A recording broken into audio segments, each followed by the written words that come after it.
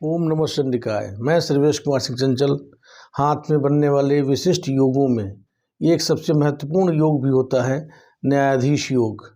जिन हाथों में ये योग पाया जाता है वो निश्चित रूप से बहुत अच्छे वकील होते हैं, ख्याति प्राप्त वकील भी माने जाते हैं ऐसे क्षेत्र में, और ख्याति प्राप्त मजिस्ट्रेट जुडिशरी में माने जाते हैं।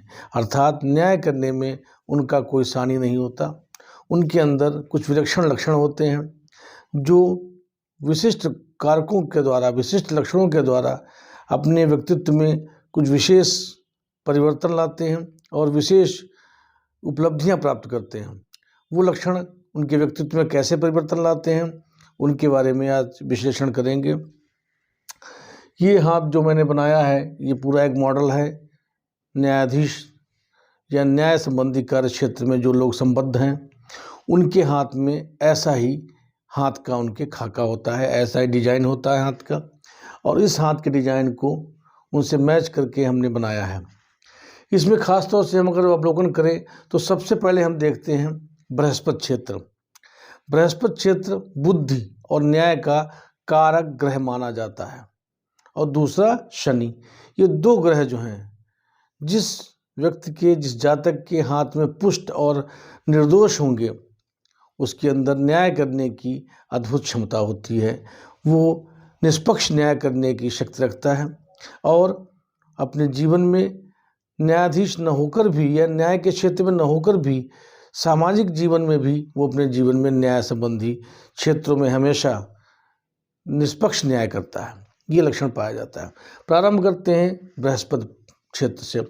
बृहस्पति पर्वत जो तर्जनी के नीचे का हिस्सा और ये जो क्षेत्र होता है ये बृहस्पति क्षेत्र होता है। जिन जातकों के हाथ में बृहस्पति क्षेत्र बहुत उच्च का हो, उठा हो, उभरा हो और स्पष्ट हो, वो बृहस्पति की उच्चता के वजह से ऐसे जातक जो होते हैं उनका बौद्धिक स्तर बहुत अच्छा होता है। वो अपने ज्ञान से, अपने विवेक से हर बिंदु पर सोच कर ही अंतिम निर्णय लेते हैं। इसके साथ ही साथ बृहस्पति क्षेत्र के उच्च होने के साथ में जो प्रथम उंगली होती है, तर्जनी उंगली, ये भी अनामिका से यानी जो थर्ड फिंगर कही जाती है, इससे थोड़ी सी लंबाई लिए हुई होती है और ऊपरी सिरा हल्का सा चौकोर होता है। ऐसी स्थिति में यानी प्रथम पर्व में हल्का सा चौकोर स्थिति बनी हुई हो और प्रथम उंगली तर्जनी जो है वो अनामिका से थोड़ी सी लंबी हो, ऐसे में भी माना जाता है कि ऐसे जातकों के अंदर प्रशासनिक लक्षण होते हैं। उनके अंदर किसी भी चीज़ को समझने की, परखने की अद्भुत क्षमता होती है। वो बिंदुओं को सुनते सुनते ही अपने दिमाग में उनकी गणनाएं कर लेते हैं। इसके साथ में एडमिनिस्ट्रेशन, प्रशासनिक क्षमता उनके अंदर बहुत अधिक होती है यदि ये उंगली, तर्जनी उंगली अनामिका से थोड़ी सी बड़ी हो जाए तो। इसके साथ में हमने बताया कि ऊपर का पोरवा जो है वो थोड़ा सा चौकोर शेप लिए हुए हो, नाखून चौकोर शेप में हो तो इसकी गुणवत्ता और अधिक हो जाती है, अच्छी है, ये और अधिक स्थिति में दृढ़ हो जाती है। इसके साथ में हम अंगूठे का भी अध्ययन करते हैं। अंगूठा जो है दृढ़, लंबा और थोड़ा सा झुका हुआ पीछे को, ये हल्का सा टर्न लिए हुए होना चाहिए।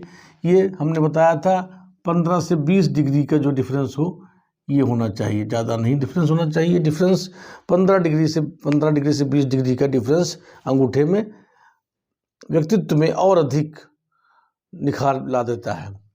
इसके साथ ही साथ जो द्वितीय पर्व है, जो तर्क का माना जाता है, द्वितीय पर्व प्रथम पर्व माना जाता है इच्छा शक्ति का। इसमें दृढ़ इच्छा शक्ति होती है और इस पर अगर चक्र बना है तो दृढ़ इच्छा शक्ति और भी प्रबल हो जाती है। और दूसरा पोरा माना जाता है तर्क का, अर्थात ऐसे लोग, उनका सेकंड जो पार्ट है अंगूठे का, दूसरा पर्व है, ये अब लंबा हो, निर्दोष हो और स्पष्ट हो, तो ऐसे में भी निर्णय करने की क्षमता, तर्क करने की क्षमता और सही बिंदुओं पर तर्क करने की क्षमता बहुत अच्छी हो जाती है। इसके साथ में अब हम अध्ययन करते हैं कनिष्ठिका उंगली का। कनिष्ठिका उंगली सबसे छोटी उंगली होती है। ये भी प्रशासनिक और बौद्धिक स्तर को प्रदर्शित करती है। जिन जातकों के हाथ में कनिष्ठिका उंगली अपनी पूर्ण लंबाई लिए हुए हो ऐसे जातक पूरी तरीके से बौद्धिक स्तर से दृढ़ और समझदार होते हैं। उनकी स्मृतियाँ बहुत तेज होती हैं। वो अपने अनुभवों और पिछले अनुभवों के आधार पर अपने अध्ययन में, अपने न्याय में निपुणता लाते हैं। साथ ही साथ ये उंगली अभिव्यक्त की भी मानी जाती है। ऐसे जातक जिनके हाथ में कनिष्ठिका उंगली भी लंबाई लिए हुए हो और अनामिका उंगली जो रिंग फिंगर होती है, इसके प्रथम पोर के जो लाइन होती है उसको थोड़ा सा ऊपर निकल जाए तो माना जाता है ऐसे जातकों में अभिव्यक्ति की क्षमता बहुत अच्छी होती है। ऐसे जातक जिनका बृहस्पति भी उच्च है, तर्जनी भी लंबाई लिए हुई है और साथ में कनिष्ठिका भी लंबाई लिए हुए हो, तो ऐसे जातक अपनी बात को टू द पॉइंट कहना जानते हैं, बिंदुवार कहना जानते हैं और सिस्टमेटिक तरीके से स्टेप से स्टेप वो हर एक बात को समझाते चले जाते हैं। उनको भूलने की क्षमता नहीं हो, भूलने का दुर्गुण नहीं होता है। वो किसी भी बात को अपने नियमता और नियम कानून के अंतर्गत बताने की शक्ति रखते हैं और अपने सामने वाले को उस बात को समझाने की पूरी शक्ति रखते हैं।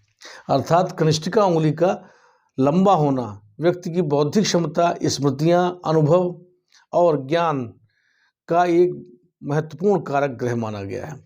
साथ ही साथ बुध जो है ये उच्च हो जाता है। अगर बुध क्षेत्र जो होता है कनिष्ठिका के नीचे का क्षेत्र है, ये अगर उच्च हो जाए तो इसमें माना जाता है कि ऐसे जातक की जो स्मृति होती है वो बहुत अधिक उच्च होती है। अनुभव उसको हमेशा एक सही दिशा देते रहते हैं और वो अपने निर्णय में, अपने न्याय के क्षेत्र में सही निर्णय करने की क्षमता रखता है। अब बात आती है हृदय रेखा की। हृदय रेखा अधिकांशतः ऐसे जातकों में लंबाई लिए हुए और विस्तृत होती है, क्योंकि ऐसे जातक भावनात्मक होते हैं। उनको हर व्यक्ति के प्रति एक संवेदना होती है और न्याय करने के लिए उनमें एक दृढ़ इच्छा शक्ति के साथ में मानवीय संवेदनाएं भी होती हैं। ये सब लक्षण होना एक विशिष्टता बना देता है। साथ ही साथ मस्तिष्क रेखा का अध्ययन करते हैं। मस्तिष्क रेखा अधिकांशतः लंबाई लिए हुए और 2 भागों में विभाजित होती है। कभी कभी ये रेखा जो होती है स्वतंत्र रूप से मस्तिष्क रेखा जो होती है बृहस्पति क्षेत्र से भी निकलती दिखाई देती है। ये भी एक बहुत अच्छा लक्षण माना जाता है इस क्षेत्र के लिए, न्यायिक क्षेत्र के लिए। अगर मस्तिष्क रेखा बृहस्पति से स्वतंत्र रूप से निकली हुई है तो भी माना जाता है ऐसे लोगों का विवेक हर समय जागृत रहता है। वो अपने विवेक और बुद्धि के माध्यम से निर्णय करने में हर समय सक्षम रहते हैं और उनका विवेक हर समय जागृत रहता है। अर्थात अपने न्याय के द्वारा, अपने बुद्धि के द्वारा और कौशल के द्वारा वो अपने सही फैसलों पर अडिग रहते हैं। अब बात आती है भाग्य रेखा की। भाग्य रेखा अधिकांशतः ऐसे हाथों में हमने मणिबंध से निकलते हुए देखी है और भाग्य रेखा का मणिबंध से निकलना या मत्स्य के पास से निकलना और अपने निश्चित क्षेत्र पर पहुंचना, यानी शरीर क्षेत्र के बीचों बीच बिंदु पर पहुंचना भाग्य रेखा का एक विशिष्ट लक्षण माना जाता है। कभी कभी भाग्य रेखा अगर कि एक रेखा भाग्य रेखा की अगर एक रेखा निकलकर बृहस्पति क्षेत्र पर चली जाए, अगर कोई रेखा एक ब्रांच निकलकर बृहस्पति क्षेत्र पर पहुंच जाए तो ये अति विशिष्ट योग बना देती है। ऐसे लोग न्यायाधीश होते हुए भी उच्च स्थानों पर, जैसे कि सर्वोच्च जो हमारी न्याय संगति संस्था है वहाँ पर वो न्यायाधीश के पद पर सुशोभित होते हैं। हाई कोर्ट में, अर्थात हाई कोर्ट या सर्वोच्च पद उनको प्राप्त होता है न्यायाधीश का, क्योंकि बृहस्पति से पर जाना भाग्य रेखा का उनके उस गुण को और अधिक प्रभावी बना देता है और ये दोहरी मस्तिष्क रेखा का भी काम करता है। अर्थात कुशाग्र बुद्धि का लक्षण प्रदर्शित होने लगता है इसमें। और ये लाइन जो होती है ये कभी कभी यहाँ पर क्रॉस का चिन्ह भी बना देती है। यदि यहाँ पर क्रॉस का चिन्ह बन जाता है तो ये न्याय प्रक्रिया में अत्यंत उत्कृष्ट लक्षणों को प्रदर्शित करने का एक लक्षण प्रतीत होता है।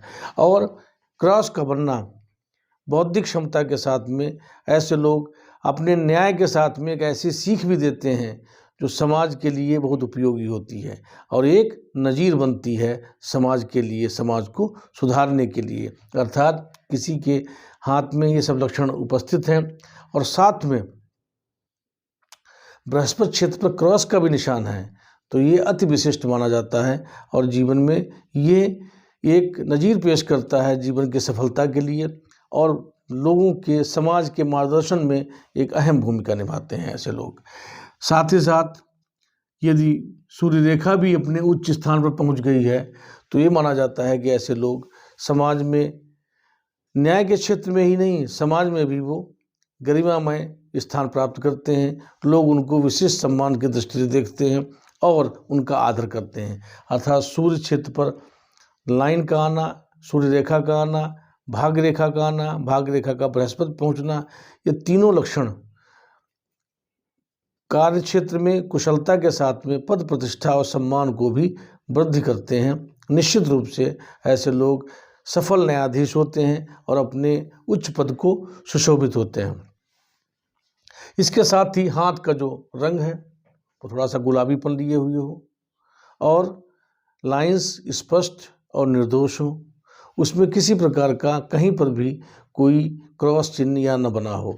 साथ ही साथ में मंगल रेखा भी हाथ में स्पष्ट हो। ये मंगल रेखा का आना कार्य क्षेत्र में जो आत्मबल है, जिसको कॉन्फिडेंस कहते हैं, कॉन्फिडेंस में वृद्धि करता है। अर्थात न्याय का क्षेत्र इतना महत्वपूर्ण क्षेत्र होता है जिसमें कॉन्फिडेंस की सबसे अधिक महत्वपूर्ण योगदान रहता है। अर्थात मंगल रेखा का हाथ में आना अन्य रेखाओं के साथ में उच्चता प्रदान करता है। इसके साथ में बृहस्पति, शनि, सूर्य, बुध ग्रह उच्च हों, जिसमें बृहस्पति की अधिक उच्चता हो, ऐसे में विशिष्ट योग बनता है। ऐसे लोग निश्चित रूप से न्याय के क्षेत्र में जाकर अपना नाम करते हैं और विशिष्ट सफलता प्राप्त करते हुए समाज में अपना स्थान बनाते हैं।